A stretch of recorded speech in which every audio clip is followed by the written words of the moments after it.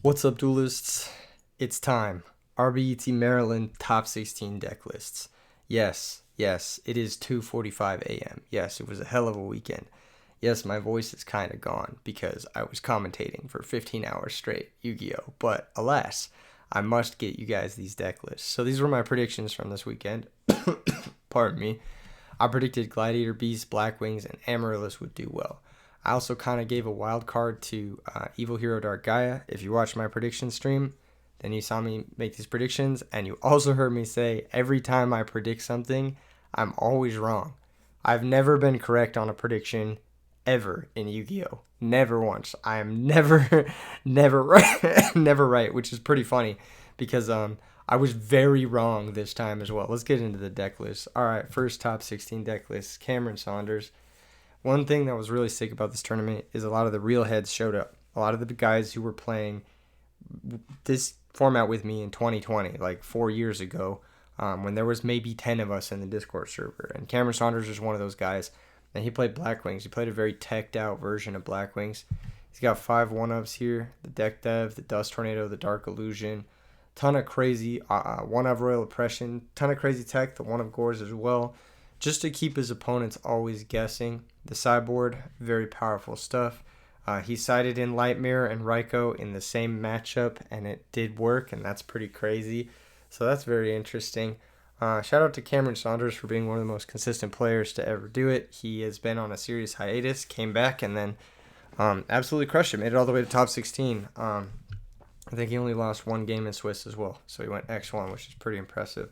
He did lose in top 16, alas, but because he was the highest seed after Swiss, the invite will pass down to him. So congratulations on earning your invite, Cameron Saunders. Always a pleasure, brother. Hope you got home safe. All right, next top 16 list. Black Wings, I don't know if you guys need me to explain this deck. This was on my predictions. And yes, it did make top 16. But we'll get to that. Next top 16 list. Michael DeSantis with Frog Hero Monarchs. Actually opted for the full 6 Monarchs. Really leaned into the Monarch part of this deck. And I actually really like that. Every time I play this deck, I want to play 6 Monarchs. I feel like the Monarchs are just the most individually impactful cards, and they feel really good to play. So, yeah, I just want to see them. I play a lot of games with Frog Hero where I just don't draw a Monarch, and my opponent just beats me with better cards. And I'm just like, well, damn, maybe if I had a few more Monarchs, I would have seen one or something like that. And looks like Michael DeSantis had the same conclusions. He's got Malicious in his deck, which is something I know RBET Rulers champion Jason, whose name I previously thought was Dimitri, really enjoys the Malicious. He got his Ultimate Time Wizard top with that, so there's obvious merit to it. If you start Stratos 1-for-1, Malicious is fucking crazy. It's just like a plus 50 bajillion. That's pretty good with Future Fusion too, as well as the 5 discard traps. So a very classic looking Frog Hero Monarch deck. Very similar to the one that Cameron and Raonic initially topped with some of the updated tech cards like Junk Synchron, Unifrog, and Dandelion as well. Sideboard, very straightforward. Triple Vanities, Triple Crow, Dark Dust for Titanial, Soul Exchange to pop monsters, Double Nobleman. This is actually a really strong card in Frogs because everyone's side's pulling their against you. So you just play it and you banish all their pulling their rugs, which is really nice. The 1-of Water Art, this is popularized by James Ark, and a lot of Frog players are doing this now. I think this is a great card. It gives you a second Dust Shoot in a lot of matchups where Dust Shoot is the best thing, namely like Dragon Turbo, but other combo decks that kind of just like beat the fucking shit out of Frogs. So yeah, Spiritual Water Art, very useful in those matchups, and a great 1-of to side, and then double Karma Cut for extra banish. So that's pretty sick. Shout out to Michael. Congratulations on making top 16. The list looks great. I have nothing bad to say about it. I love the 6 Monarchs. It just looks so classy. You got the Ryzos and you got the Caiuses. You gotta flex them. All right, next top 16 list. Luke F. This is the second and final Blackwing list in the top 16. Very, very underwhelming weekend for Blackwings. They did not turn up. However, this list looks pretty gas. 5 draw traps, very powerful. I believe Luke was also X1 after Switch. I don't fucking know. Anyway, 5 draw traps, double value. He did play the full 3 Blizzard, so he went up to 41 cards to play the full 3. It looks very similar to Hector's list, but Hector only played 2 Blizzard, and Hector played a few things a little bit differently, but very, very similar to Hector's. And I think 5 draw traps and Black Wings is still something that is very good, just because you have a lot of powerful cards to draw into, and you have interaction you can draw into, like Kalut or the side deck DD Crow. Side deck is just all the good shit in Edison. I usually like to side Mind Control over Knock, but Knock is just more consistent. Mind Control is just like fucking crazy when it grabs a Raikou, so I don't know. It's just up to you whether you want the high roll or you want the more consistent thing. Even Knock is like not that consistent because a lot of the decks that set Raikous, like that's the only thing they set, so it's a little bit inconsistent. I'm not a big fan of Knock in general, but you kind of just have to play it. One Banisher, this is a really powerful card. I think a lot more players are starting to adopt. I built a deck around it recently. It's basically like Fossil Dyna, but for Value Turbo and Frogs. You just summon it turn 1, and they really can't play the game. It's kind of fucked up. It also works very nicely against Dragon Turbo, and it also works very nicely against Lightsworn. So this card's pretty fucked up. I expect to see a lot more of it in the future in sideboards. It had a lot of success this weekend. Well, not a lot, but it had some success this weekend, so pretty cool. Other than that, not much to say about Black Wings. Summon your Shura, get your Whirlwind Search, and get value that way. Very powerful, very aggressive deck, and a great deck to bring to any tournament. It's just going to be very consistent. Next top 16 list, we've got Dimitri playing Dragon Turbo. He's got some really cool text in his Dragon Turbo list. He's got the 1-of Red Eyes Wyvern. This had success at RBET Moreno Valley last year. He's got Gores and Trag. Very interesting. He's got the Lightning Vortex in the main, as well as the Triple Reckless and the 1 Vortex Trooper. I really like his list. I think it looks very fun. I think it has a lot of options that will mix people up and get you free wins. I think Gores and Wyvern are just 2 ways to get free wins, especially in like grind games. And then I also think that the Lightning Vortex is good just to out random bullshit in game 1. Like if your opponent has like a Christie or something, at least you can win the game 1, which is really nice. So really solid deck.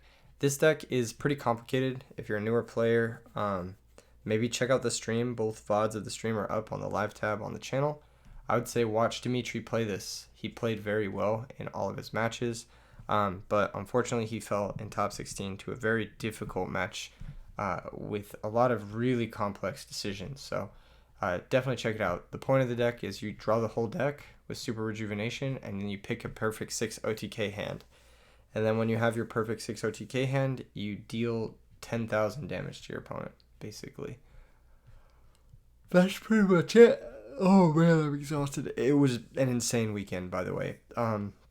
Just so much work went into this event, and I'm really, really proud of it. I'm gonna say some words at the end, so make sure and listen all the way through the video, I guess. But yeah, I have a lot of nice things to say.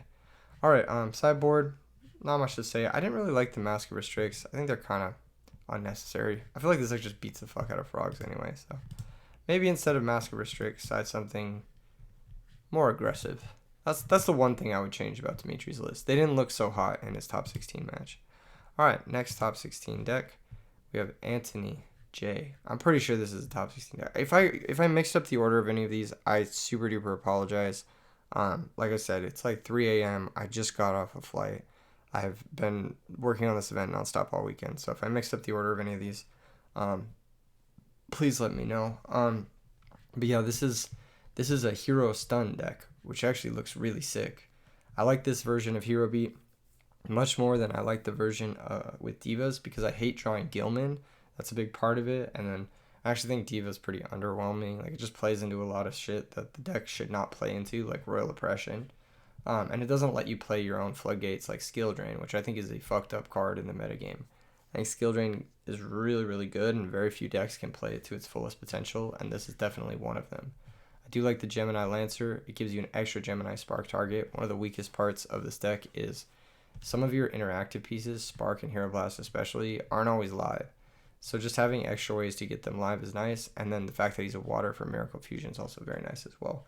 So that's really sick. I like his trap lineup too. I think 2 Yada, 2 Dust, 1 Road with the skill drains is pretty fucking good. The autos can bait out the heavy, and they can also make your sparks more consistent. So a lot of ways to just draw through your deck and just make it so you see your power cards, your Honests, your Miracle Fusions, and whatnot. The sideboard, very straightforward. Kaiku the Ghost Destroyer. We're going to talk a lot about Kaiku the Ghost Destroyer when we get to the top 8, but this was a very powerful card all weekend. MVP did a ton of work. Very, very strong card. Consecrated in this deck goes fucking crazy. You just summon it versus Blackwings and you set road and they just fucking can't win. So that's pretty hype. And also this deck is never going to get deck dev'd because what are they going to side in deck dev against 4 targets? So it's like the perfect deck to side Consecrated in. I really like that. He's on Transmigration Prophecy over Crow. I'm not so sold on this card yet, but a couple of players had success with it this weekend. So maybe it has some merit. It's also nice because you can just set it and it's like a chainable. It can like shuffle back a Miracle Fusion. It can shuffle back like your fucking, I don't know, Honests. It can give you a little bit more gas later in the game. One thing I've noticed about these Hero Beat decks is they're actually pretty win condition light. Like if you look at this deck, how many of these monsters are realistically attacking per game? It's the Stratos, the 3 Alias, the Lancer, maybe the Thunder Kings. So you have like 7 win conditions.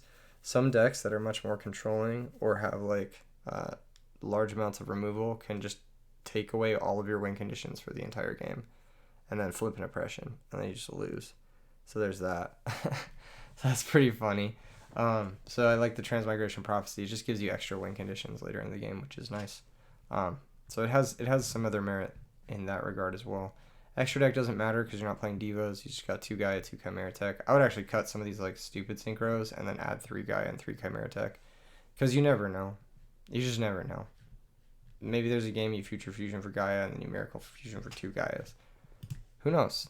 Maybe. Anyway, Anthony, congratulations on your top. It was exciting watching him play. He beat previous RBT ruler champion in Swiss in a very exciting game. So make sure and go check that out on the stream VOD. Next top 16 deck, Antoine B. Vayu Turbo. Vayu Turbo had a very good weekend. Put 5 decks into the top 16, 2 of which into the top 8, which is very impressive, considering that this deck had not been doing much for the last few months. Honestly, it had one good placement at Nats, but it was like 4th or something like that, and then otherwise it was just like not really around. There was the Spooner Boy list that did okay with the 2 Book of Moons, but these types of like Arc Vayu Turbo decks had kind of like fallen by the wayside, and they just had a really good weekend in Maryland, which is totally understandable. Like sometimes this deck just gets there. Sometimes it just draws its bombs. And this version of the list with Antoine is playing all the bombs. It's got Gore's Dad, Chaos Sorcerer, Burial, and Return. So 5 of the craziest bombs you've ever seen. And then just all the consistency shit that it normally plays. Sideboard is very interesting. He opted not to play Dynas. Instead, he played Vanity's Fiend. Vanity's Fiend's a little bit harder to kill than Dyna. Dyna is a little bit better at dealing with Titanial, but maybe he just figured, okay, I'm going to dodge this stupid fucking Amaryllis deck. And honestly, yeah, not many people played it. It was one of the least represented decks, Amaryllis, despite putting 2 copies in top 8 at Nats. Very, very few people played it this weekend. And I have to imagine it's just because people don't want to spend that much money on the card. The card right now is about $60 to $70, and paying $210 for a playset of a card right now when the economy's kind of bad, people don't really want to spend that much on cards. It makes sense. And I think that there's like some hesitance with bringing Amaryllis to a 9-round tournament. It's kind of an intense deck to play. It's quite difficult. There were some Amaryllis matches streamed, so definitely go check out the matches that were streamed. I won't spoil any of those, but no copies of Amaryllis made it in the top 16. So my entire prediction on Amaryllis was just completely wrong. And not a lot of people played it at all. So Vanity's Fiend might have just been better because unlike Fossil Dyna, it can't just be attacked over by like a Junk Synchron or whatever. Plus it's a dark for Allure and a dark for Dark Armed, which is pretty nice. So pretty sweet card. It's also a deck dev target, which is nice. There's like all these little synergies with Vanity's Fiend in this list that makes it so it's slightly better than Fossil Dyna in a bunch of different areas.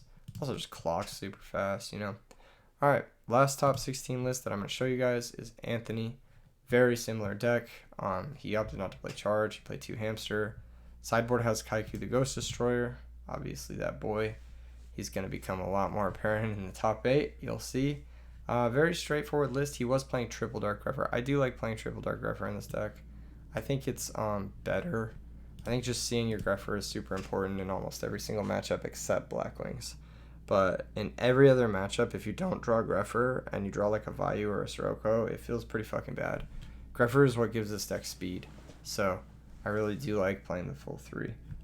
But again, I like to play very aggressively. I like to play offensively. I like to swing my monsters blindly and belligerently. So take that with a grain of salt. Sideboard also just 3 of Tech Needle Sealing. This card's great against frogs. It's like a second torrential that helps you clear dupe frogs. I sided it at Nats last year, and I had it resolve against frogs quite a few times, and it also almost won me a pretty important match, but then my opponent sniped it out of 4 back row, the Dust Tornado, and I lost because he hit the 1 of Needle Sealing. So the card has a lot of power versus frogs. It's like probably one of the best trap cards you can side versus the current frog decks that are happening. You guys will notice there's only 7 of the 8 top 16 lists. I'm not going to show you the 8th top 16 list because there was something that came up after the tournament that we are looking into, we are investigating. I don't want to say anything about it until the investigations are complete, but we're just not going to mention the player or the deck until we get everything cleared up. And we just want to we take certain things very seriously at RBET, and these types of like things that happen, like it's a very competitive event, right?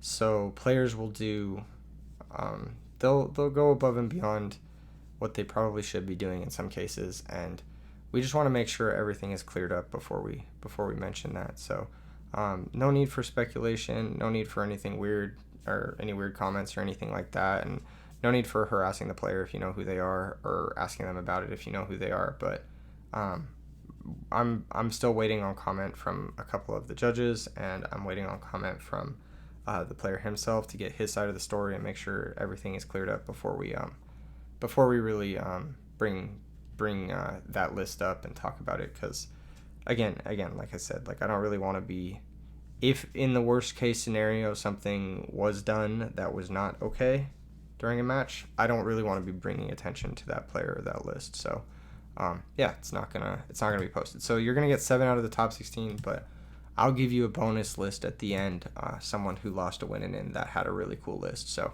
you guys are getting 16 lists regardless. Let's hop into top 8. Top 8, Richard S.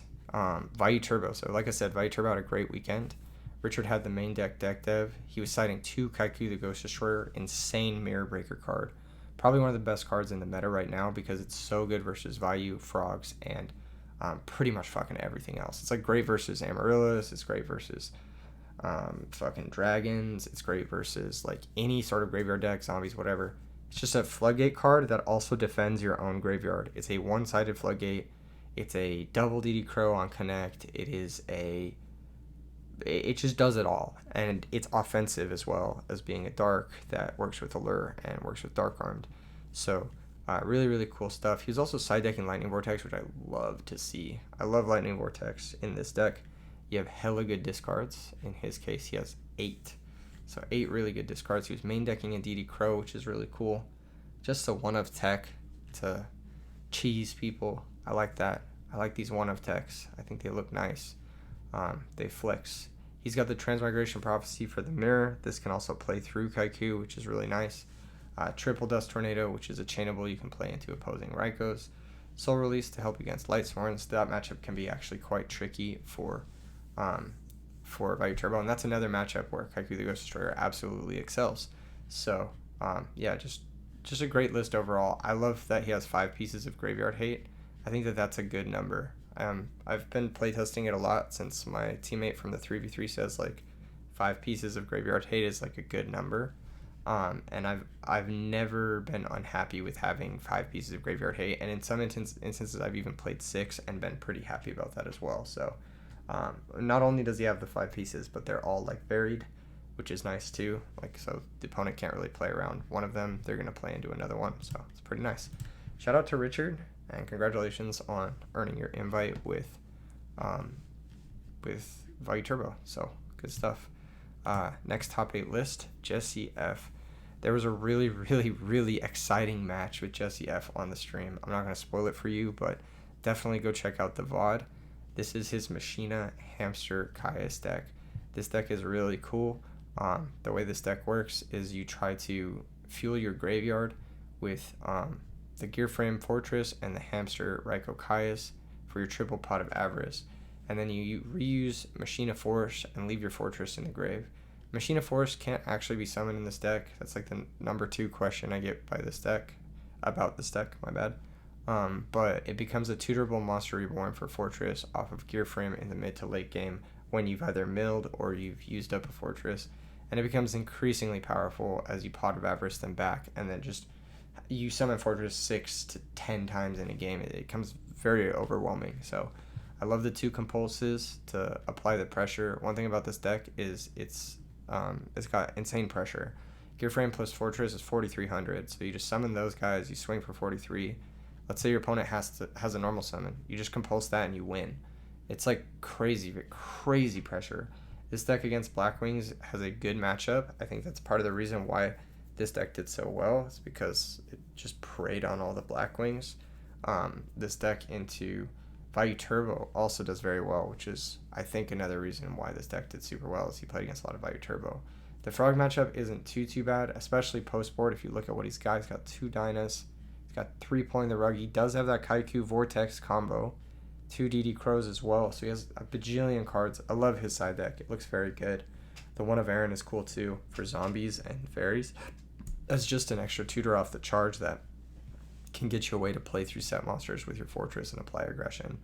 3rd compulsory just to really tempo people out when you go first or whatever. And to play through Cyber Dragon.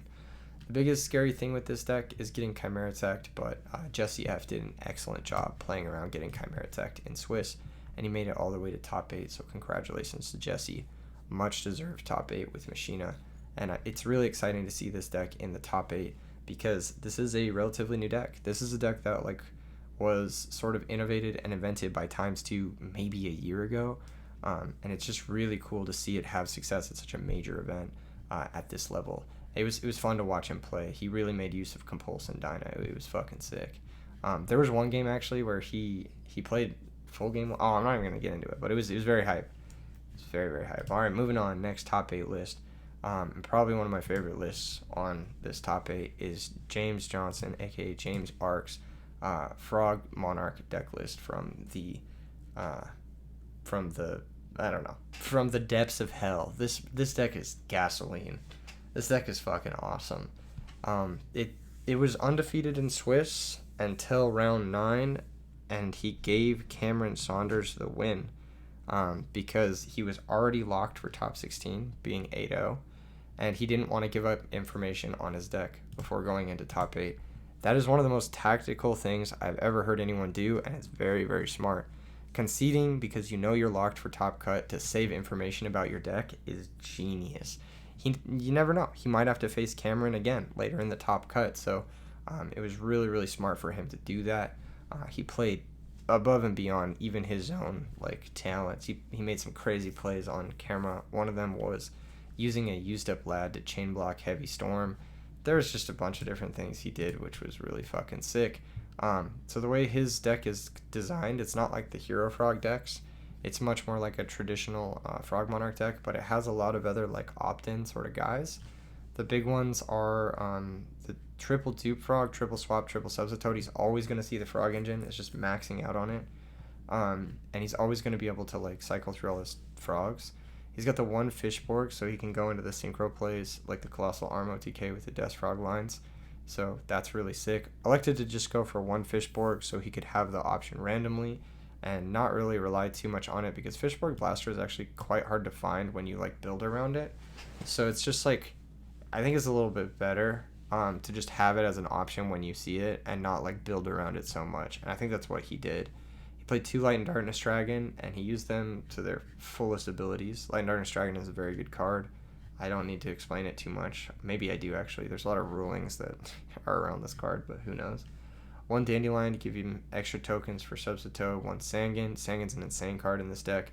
I really liked it in David's second place list from RBET LA, and I really like it in this list as well. It unlocks Junk Synchro on Fishborg. It can also get you Dandy or any of your Frog boys except Death Frog. It can also get you Battle Fader, which he did do, which won him a very clutch game on camera as well. And then the biggest cool thing about this list is the triple pot of avarice. He can play incredibly long games due to these triple pot of avarice. Even, let's say, in the matchups where lad is not that good, you attack a little bit, you get some pressure with the lad, and then your opponent drains it maybe and runs it over. You get a reborn, and then you can pot of avarice it back later. And you've already gotten so much value out of that lad and so much pressure out of it. Like, you can just slowly grind your opponent until they're at a position where, like, lad is eventually going to beat them. You get access to almost an infinite number of lad uses in this deck, between the 3 pot of avarices, the 3 swap frogs, the 3 substitutes, the flying swap frog to bounce your lad for cost, and the compulsory evacuation device as well as an additional way to bounce the lad to reuse it. So it's like a really, really unique tool for this deck, and it worked incredibly for him throughout the tournaments. Yeah, so really, really cool stuff. I actually love the way this deck is constructed. I normally am not a huge fan of the way James builds decks, but this is like one of the ones that I've seen and I've been like actually pretty excited about. I'm definitely going to be trying this deck at some point. It looks very expertly designed. I think that there's very little I can say about this deck that I don't like. The only card that's like obviously a shitty card is Death Frog, but the Death Frog is just not that big of an issue. Like, if you draw it, you can always pitch it to special swap frog or something like that. Like, it's not terrible. There's like ways to convert it. There's 3 discard traps. There's 3 swap frogs. There's fucking, brain control and then sack their monster for Death Frog. There's a bunch of different ways you can convert this. You can ditch it to Fishborg Blaster if that guy's in your grave. You can ditch it to Bryonic if you make that, whatever. Talking about the sideboard, double Kaiku. Like I said, story of the tournament. This card's fucking crazy. It protects your own graveyard. It attacks their graveyard. He also came to the same conclusion that Jacob did with the 5 pieces of graveyard hate in the varied sense, and I actually completely agree with this. There's nothing about his sideboard that I don't like. I actually think this is a perfect sideboard for frogs. 2 vanities, 2 crows, say less, 1 random D-prison, just for Blackwings to keep them off their bullshit, banish their Shura, and just win from there. Double Dust Tornado, obviously, hit the floodgates. Double Regeki Break, option select, hit the floodgates or hit the monsters. And then 2 ways to attack the hand to couple with the Trap Dust Shoot. So overall, very solid looking deck. There's one weird fucking part about this deck. He has a Doomkaiser Dragon in his extra deck. I'm assuming this came up for him in like a ladder game once, and he was like, I'm never going to play without a Doomkaiser Dragon in my extra deck. The only use case I see is like you interrupt a synchro play by hitting something that's not the Plague, and then on your turn you enemy controller the Plague, and then somehow also put a zombie into play. I don't know. This should probably just be a Chimera Tech Fortress Dragon. I don't know why he had a Doomkaiser Dragon. Maybe he likes this card. Does anyone know what James Ark's feelings are on Doomkaiser Dragon? Maybe he steals a Zombie Master and then he uses that to bring out a Plague, and then he makes Doomkaiser Dragon that way. That's like the only way I could see this like ever really coming together. But go off, King. Really, really sick deck list. It was sick to see James do well. I'm very proud of him. It was a very impressive tournament run, and he played out of his damn mind on camera, so it was cool to see him make it to top 8 and get his invite. Congratulations. All right, moving on. Another day 1 player. So many day 1 players. James, Cameron, Fitz, of course, with the Diva Zombies in top 8. Fitz playing Diva Instant Zombie, a little bit mix of both the Instant Fusion Zombie deck and the Diva Zombie deck. This deck is gasoline. 1 Ryza to make sure you have the instant conversions, triple Book of Life to bring out the Reaper, double Dust Tornado to guarantee safe passage for your return and to make sure your plays go through, triple Pyramid Turtle to find your Goblin Zombie for the Diva combo, Gale because it's fucking broken, also combos with Instant Fusion. Hella good stuff about this deck. I love it. Main deck looks perfect. Would not change a thing. Maybe a Solemn over a D Prison, but would not change a thing. Side deck is crazy interesting. A lot of one-ups. I think he was the only player in top 8 that did not side deck Kaiku the Ghost Destroyer. I could be wrong, but I'm pretty sure that is the case. He did side deck hella Negate Traps and Mind Crush, so just all of the stuff you might want for like various matchups. Extra Trap Stun, Trap Hole for Blackwings, random Breaker for Oppression, random Assailant for Blackwings after they DDV you. Random Dyna. I don't know what this is here for, but I guess Frog is fucking Titanial. Smashing Ground also to out Titanial. I'm assuming this deck kind of struggles with Titanial, so there's that. But yeah, extra deck straightforward. Main deck, Giga Chad, Godly, 4 battle recruiters to find the Goblin Zombie. Your opponent never attacks. You get your Goblin Zombie and then you combo kill them with the Diva. That's how it works. The deck is fire. And Fitz is probably one of the greatest players to play Zombie ever. He played really well this weekend. It was cool to watch him play. He did some cool stuff. Shout out to Fitz, big homie, big time homie. Moving into top 4. Like I said, I might have got some of these orders wrong. I don't fucking remember. It's 3:15 a.m. now. I'm tired of shit. You know how it's going. Top 4. William, aka ManadoBoy. You may recognize him from Discord. Another day one. Very, very early on player. Got it all the way to top 4 with Lightsworn. He ended up beating James Ark in an insane match in top 8, where he milled a bunch of wolves, what can I say? And then had a very fast OTK hand. This list looks vanilla on the main deck. It looks very, I don't want to say standard, but just like no bullshit. 3 of all the good Lightsworns, 2 Janes, 3 wolves, so you get the maximum sack factor. And there's just 5 good traps, 11 good spells. Not much to say about this main deck. The real sauce comes in the side deck. So if you look at the main deck, right, you're like, okay, Lightsworns, you just cheese them game 1. And you drop JD on their neck. And then game 2 and game 3, what have we got? Well. Did you look at all these guys right here? Look at this. 9 floodgates. You just bring them in their respective matchups, and you just floodgate people out. He said he was bringing in Decrees, Iron Walls, and Mask of Restricts in almost like every matchup. He said he brought in all 6 versus Frogs, and he was just floodgating them out of the game. And I'm like, that's insane. This is the peak switch your brain off sideboard, and I love it. I think if you're gonna commit to a deck like this, just take as many free wins as you can get. 9 rounds of Swiss is a lot, and you're gonna need to win a lot of them. So yeah, like I said, get as many free wins as you can and get some ways to make sure you don't immediately lose, like Breaker, Space Typhoon, Cyber Dragon, to help out aggro stupid Gladiator decks. And yeah, very, very good stuff. Congratulations to ManadoBoy. He's topped a couple tournaments here and there. Very strong player. Honestly, there were maybe 80 players out of the 268 who had like already topped or won a major event. So it was like really hard to tell who was going to do well. One thing that I like about ManadoBoy's list is if you're going to an event where everyone is good, remember that it doesn't matter how good you are if you're getting floodgated. So if you want to leg up on the competition versus players who are as good as you or better than you, just floodgate the shit out of them. Hector had a similar strategy, and he won RBET and got second at Nats with it. So I must commend the bring in hella floodgate strategy and just make him have the out. All right, moving on. Top 4 to here. My boy. This guy is a legend. I must have failed to input his last sideboard card. To here, if you're in the comments section, please type what the last sideboard card was. I got in-flight Wi-Fi to input these decks, and let me tell you, I was very cramped in between the people I was sitting in between, and so I must have just accidentally right-clicked this card, whatever it was. But to here, congratulations on getting top 4 with Gravekeeper Hero. Really, really cool deck. We've seen the Descendant Gravekeeper Spy package have success in Diva Hero once or twice before.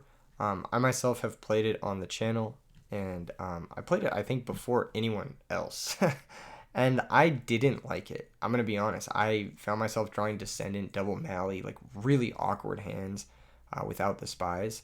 But it worked really, really well for Tahir. The spies actually looked amazing for him on camera. In theory, it's really good. In actuality, it just adds another Garnet to the deck. But sometimes it's not that bad. Sometimes just having that extra Garnet isn't the worst thing, you know? So, yeah, I don't know. The rest of the deck is really interesting. Armageddon Knight, but no Greffer. Interesting. I don't know what to think about that.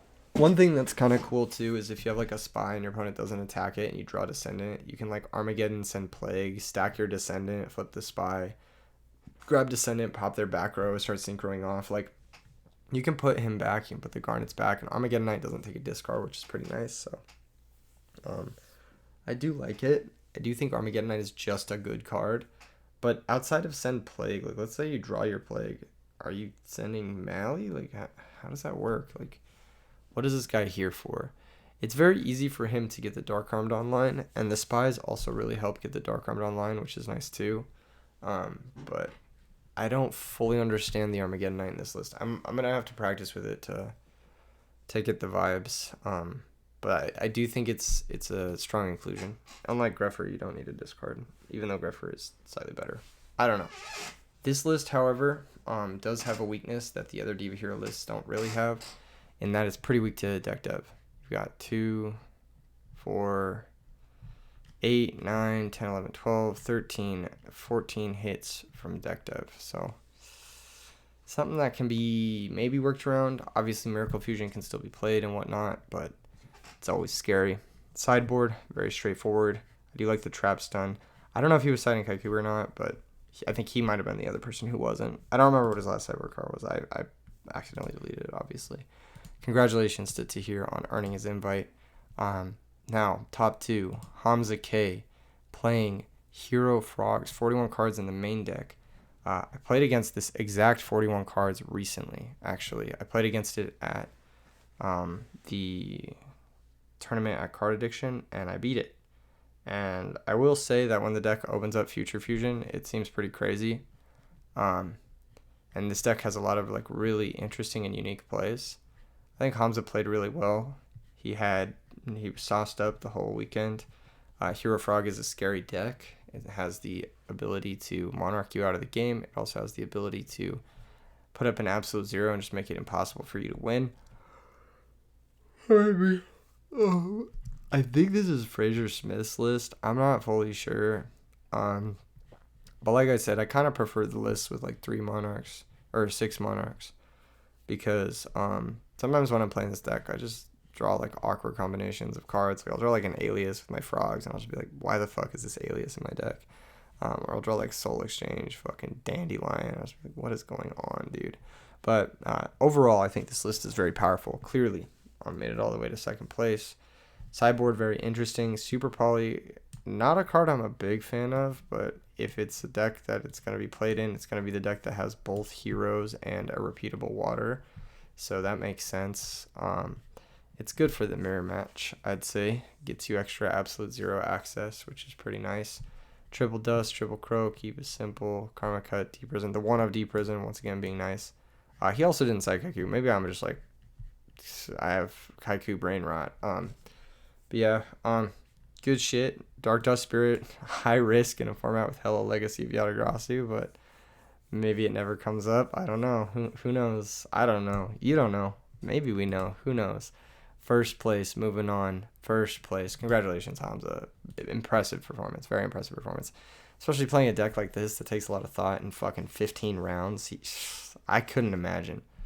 I couldn't imagine playing a deck with like 2 floodgates in 15 rounds. Give me a few more floodgates, baby.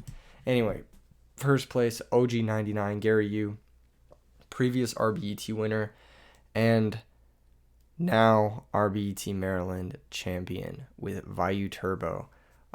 Very, very impressed by Gary's play. Watching him on camera, he seemed very collected. He seemed like he knew what he was doing. He was very well practiced. He has some very interesting options. Mostly this right here, this sideboard Charge of the Light Brigade. That's so weird. Not main decking or side decking Solemn Judgment. He said, fuck it. I don't want to pay 4K ever. Which is understandable. It's understandable. He just says, I just want to do my thing. Elected to main deck a Dust Tornado over the Solemn Judgment. Which is nice. Dust Tornado is just an active card that you can set in almost every single matchup, and it's going to feel good. It's kind of just like a second Space Typhoon. It can help you sneak that return into play as well as safely. which is really nice. Return is one of this deck's main win cons nowadays. So yeah, Return, Burial, Dad Gores all played. Not playing the Chaos Sorcerer, but is playing Double Hamster. So yeah, I think he elected not to play the Chaos Sorcerer because maybe it was inconsistent, or maybe it kind of conflicted with his oppression, or maybe he felt that the power ceiling on the Chaos Sorcerer wasn't high enough for him to include it for the consistency loss. It's also not great into your opponent's oppressions as well. So there is that. The sideboard looks great. I mean, double Kaiku, double Fossil Dino, so he can really get aggro with it post board, especially if he has the initiative. Like, going first, both these cards are insane because you get a chance to like Raikou pop their guy and then summon your stun monster and like kind of aggro them out. One charge, I don't know why the fuck he sided this card. I guess like if there's some matchups where like you have trouble resolving Raikou, you can like charge to get mills. Maybe going second, there's some matchups you don't want hamster, like Flamvell, I guess you would side this against. I don't get it. Explain it, Gary. Explain it, OG99. It clearly worked. I just don't. I'm not seeing the vision. I don't know why it's in the side. Like, wouldn't this be better off like just as another sideboard card? Maybe not. Who knows?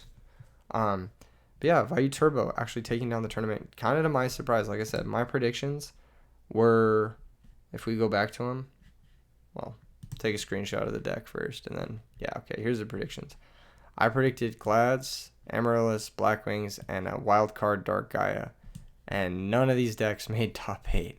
So I was just wrong. I was just fucking completely wrong, which I'm happy I was wrong because we got a really sick top 8 as a result. A lot of these decks look really fun. Gary's deck looks fun. Hamza's deck looks fun. Tahir's deck looks very fun if you don't draw the Garnets. ManadoBoy's deck list. Shout out Canada representing themselves in this top cut. Fitz's deck looks fun.